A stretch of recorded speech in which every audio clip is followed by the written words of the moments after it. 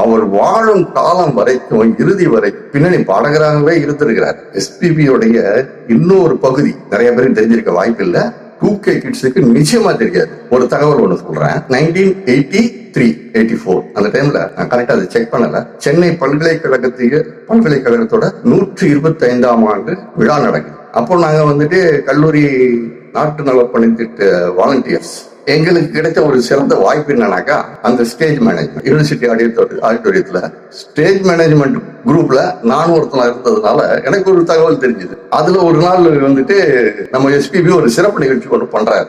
சினிமாவில நம்ம பாக்குற காட்சிய ரியலா ஸ்டேஜ்ல செஞ்சு காட்டுறாரு.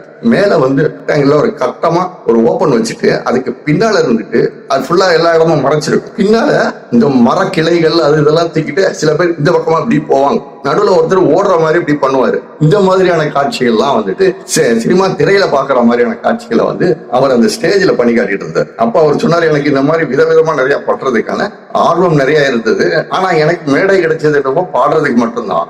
அவருக்குள்ள இருந்த ஒரு விஷயம் வளர்த்த முடியாம போயிடுச்சு, அல்லது அதுக்கான நேரத்தை அவர் தனியா ஒதுக்க முடியாம போயிடுச்சா என்னன்னு தெரியல. மிக சிறந்த பாடகர் அவர் நம்மளை விட்டு பிரிக்க போறது நமக்கு பெரிய நஷ்டம். இதுல இன்னொரு தகவல் என்னன்னா, இந்தியாவுல உள்ள பாடகர்கள் அப்படின்னு சொன்னாக்கா அதுல மிக உயர்ந்த இடத்துல பாக்குறது முகமது ரஃபி.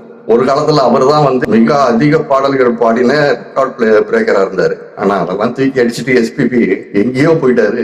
இவரை அன்றைக்கு இருந்த நடிகர்களுக்கும் குரல் கொடுக்க இவரால முடிஞ்சது, கடைசியா இருந்து நடிகர்களுக்கும் குரல் கொடுக்கிறதுக்கு இவரால முடிஞ்சது. இவருக்கும் வாலிக்கும் ஒரு தொடர்பு இருக்கு. எல்லா காலகட்டத்தையும் கடந்து வந்தவங்க ரெண்டு பேரும். ராட்சஸ் பத்தி சொல்லணும் இல்லையா, ஒரு தடவை பாம்பேக்கு பாடுறதுக்கு போறாங்களாம் எஸ்பிபி கூட ஒருத்தர் போறாரு. அவரை பத்தி நம்மளுக்கு இப்ப வேண்டாம். அப்போ அந்த மியூசிக் ட்ரூப்ல உள்ள அந்த கலைஞர்கள் இருக்குல்ல, வெளியே உட்காந்து பேசிக்கிட்டு இருக்காங்களாம். இவர் வர்றது கவனிக்கல. என்னன்னாக்கா, இன்னைக்கு என்னப்பா யார் வந்து பாடுறாங்க என்ன அப்படின்னாக்கா, இந்த மியூசிக் டைரக்டர் பாடுறதுக்கு இவர் வர்றாரு அப்படின்னு சொல்றாங்க. சொன்னதும் அங்க இருந்து ஒரு சொன்னாங்க, அந்த ஒரு ராட்சசியா பாட ஆரம்பிச்சாங்கன்னா சிங்கிள் டேக்ல சாங் ரெக்கார்டே முடிஞ்சிடும், நம்மளுக்கு எல்லாம் ஓவர் டைம் சார்ஜஸ் கிடைக்கிறதுக்கு வாய்ப்பு இல்லாம போயிடும், சிங்கிள் பேமெண்ட் தான் கிடைக்கும் அப்படின்னு அவர் வருத்தத்துல அவரு கோபமா சொன்னாலும் அவர் சொன்ன வார்த்தை வந்து எஸ்பிபிக்கு ரொம்ப பிடிச்சிருந்தான். இதை எஸ்பிபிய டிவில ஒரு நிகழ்ச்சியில சொன்னார்.